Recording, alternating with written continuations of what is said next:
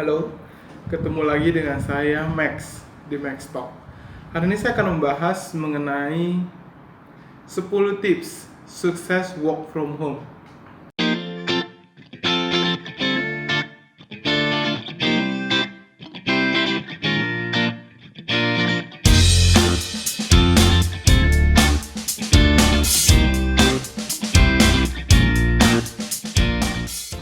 Ya, tantangan work from home itu ada berapa hal.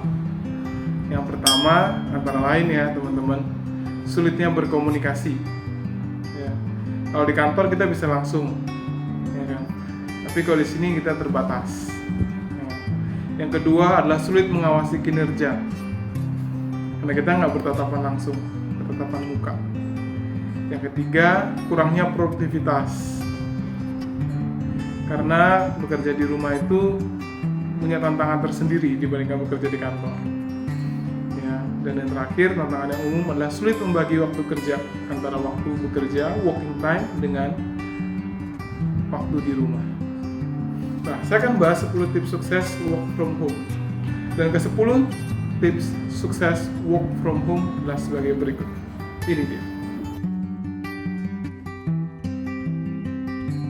Oke teman-teman, 10 tips sukses work from home. Yang pertama adalah saluran komunikasi.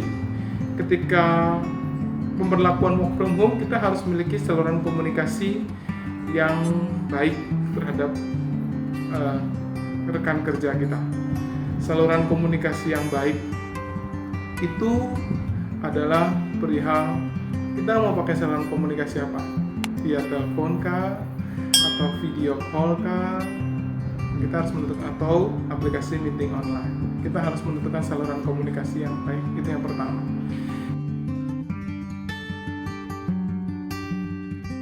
Yang kedua adalah intensitas komunikasi. Ya, seberapa sering kita berkomunikasi dengan rekan kerja kita. Misalnya setiap hari ada meeting online pagi, atau sehari 2 kali, yaitu pagi dan petang.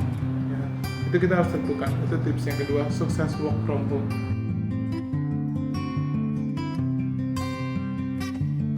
Yang ketiga adalah aplikasi kehadiran karyawan. Nah, ada beberapa perusahaan menyediakan aplikasi kehadiran karyawan di mana mereka harus melakukan absensi dalam aplikasi tersebut. Ya. Nah, tujuannya memastikan karyawan hadir untuk melakukan pekerjaannya.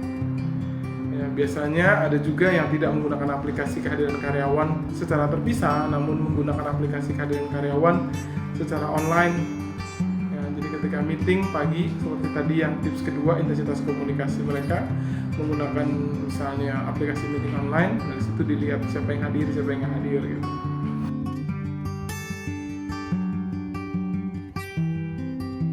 Yang keempat adalah tipsnya menerapkan aturan tim. Jadi kita sepakati dulu nih jam berapa bisa melakukan komunikasi. Kita harus punya aturan. Jam berapa bisa, apakah pagi, apakah petang. Kalau pagi berapa lama, petang berapa lama. Nah, itu kita terapkan aturan tim dulu. Karena ini terjadi karena di luar kegiatan umum kita, di luar kegiatan yang seperti biasanya. Jadi kita harus terapkan aturan mainnya dulu.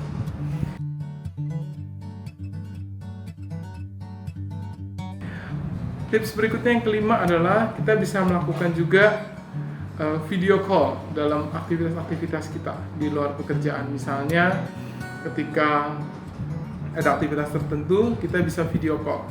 Ya. Misalnya kita sedang buka puasa bersama seperti saat ini, kita bisa melakukan video call.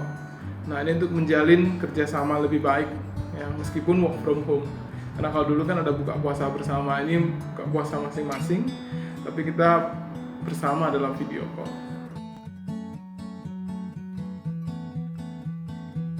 Yang berikutnya adalah menyediakan tempat kerja atau batasan tempat kerja. Nah, ini penting sekali teman-teman. Jadi kalau work from home itu kita harus memiliki tempat kerja, batasan. Misalnya punya meja kerja. Ya, jadi saya bekerja di meja kerja saya. Nah, jam berapa saya bekerja?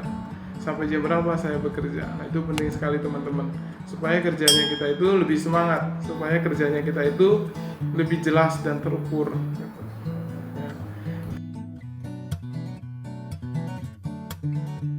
Tips yang ketujuh adalah menekankan saling percaya. Meskipun kita nggak berada dekat, tapi kita harus saling percaya dengan para teman kerja kita. Kita harus saling percaya pada rekan kerja kita.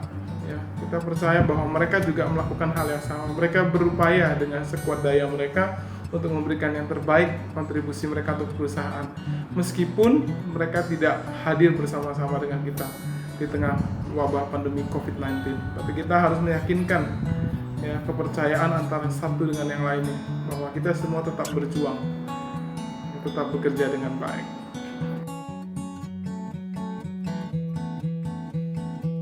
Kedelapan adalah jaga psikologi tim.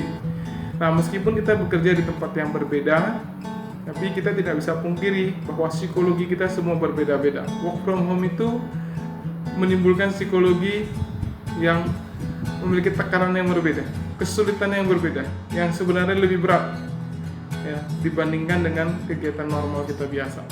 Nah, sehingga kita harus menjaga psikologi antara teman-teman tim kita nih. Ya, mungkin ada yang lebih cepat emosi, mungkin nadanya ada lebih tinggi ya. Nah, ini karena kesulitan dan tekanan yang dihadapi oleh setiap kita yang berbeda dalam kondisi seperti ini.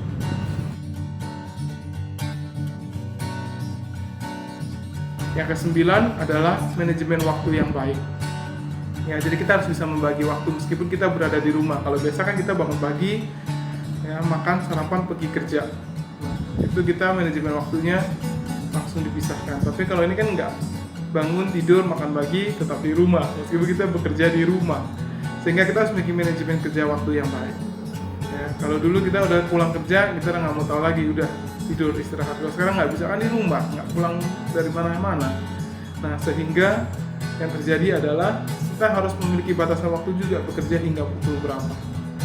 Setelah itu kita perlu beristirahat, karena kita harus menyeimbangkan antara produktivitas dan kesehatan kita. Itu penting, teman-teman.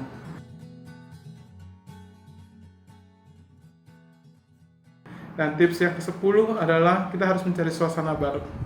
Ya, mungkin kita bisa keluar rumah, jalan komplek, namun tetap menggunakan dalam koridor protokol-protokol kesehatan, menggunakan masker, mencuci tangan setelah kegiatan, dan yang terakhir jangan lupa menghindari kerumunan. Ya. Mungkin itu 10 tips yang bisa saya berikan buat teman-teman selama work from home. Ya.